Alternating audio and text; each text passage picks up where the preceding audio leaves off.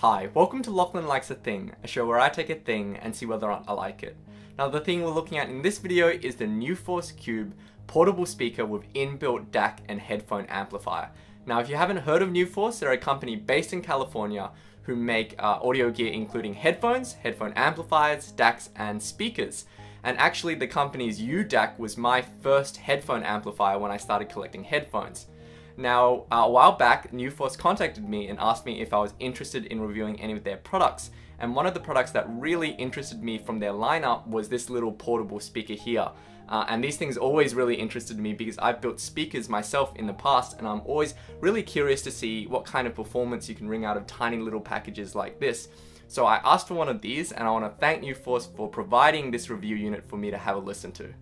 Up close, the Nuforce Cube actually resembles a teeny tiny home theater subwoofer. The whole thing has a brushed metal finish and a minimalist design that I'm a really big fan of. The faces of the cube are mostly featureless except for a subtle Nuforce logo, and there are rubber feet on the bottom to stop it from scratching anything.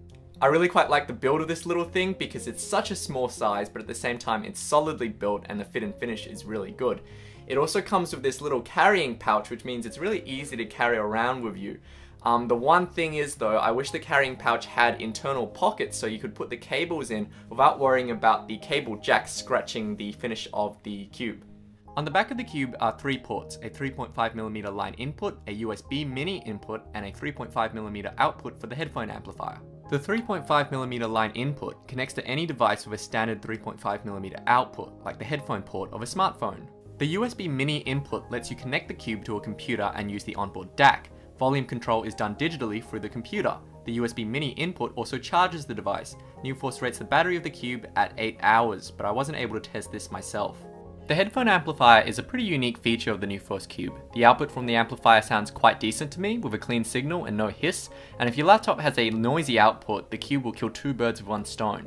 The headphone amplifier isn't going to outdo a dedicated solution, and Nuforce hasn't published any specs, so set some realistic expectations. For instance, I found that I had to set the cube on maximum volume to get a decent listening volume out of the hard to drive 250 ohm Beyerdynamic DT880. Now because this is a speaker review, I get to do something that I don't get to do in my headphone review videos, and that is, instead of just telling you how this thing sounds, I get to record it and show you how it sounds. Now keep in mind this recording is coming through my Zoom H1 recorder that I use to record all my videos, and it's coming to you through your headphones or your speakers. So it's not going to give you a perfect idea of how this thing sounds, but hopefully I'm going to be able to give you some idea of how this thing sounds compared to the outputs on a phone or a laptop.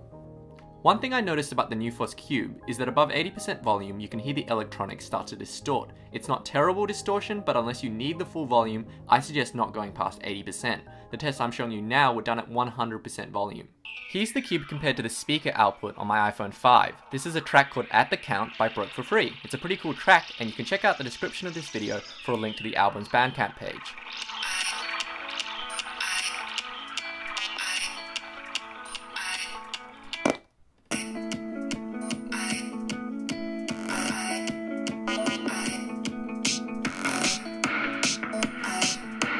Here's the same track compared to the speakers on my Surface Pro 2 tablet. The speakers on the Surface Pro 2 are improved over those on the Surface Pro 1, but the Nuforce Cube still gets much louder and clearer.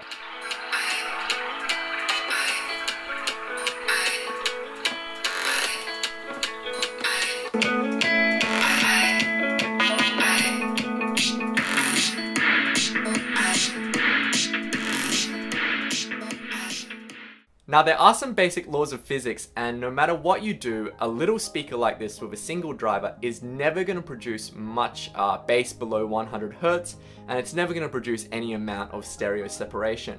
But that said, I'm still pretty impressed by the clarity and the richness of the sound coming out of a little speaker like this, especially when compared to the outputs on a phone or a laptop. It's not going to fill a room with sound for a party, but I think the sound of this thing works especially well for spoken word dialogue, like in podcasts or YouTube videos, where the lack of bass isn't going to make a huge amount of difference. And I think that if you were to take this with you while you were working, just with your laptop for a long time, or even just moving around different rooms of the house, if you wanted to have something a bit louder to play background audio, this thing will do really quite nicely. Now I can't really comment on how the Nuforce Cube compares to other little portable speakers on the market, and I've seen some cheap ones. I do know, for instance, that Logitech makes a small UE mobile boombox, which is just a little bit bigger than the Nuforce Cube, but it comes with Bluetooth wireless audio and 2 drivers for around the same price, but it doesn't have the headphone amplifier functionality that the Nuforce Cube has. So this is a pretty unique device, and I can't really say whether it's going to be useful for you. I think you'll be able to work that out yourself if it's going to be worth 99 bucks. I had to say personally, I think it's really well built, and I'm quite charmed by the little form factor. So I think it's a pretty cool little thing. Anyway, click the like button if you found this review helpful, and you can subscribe to my channel for more reviews.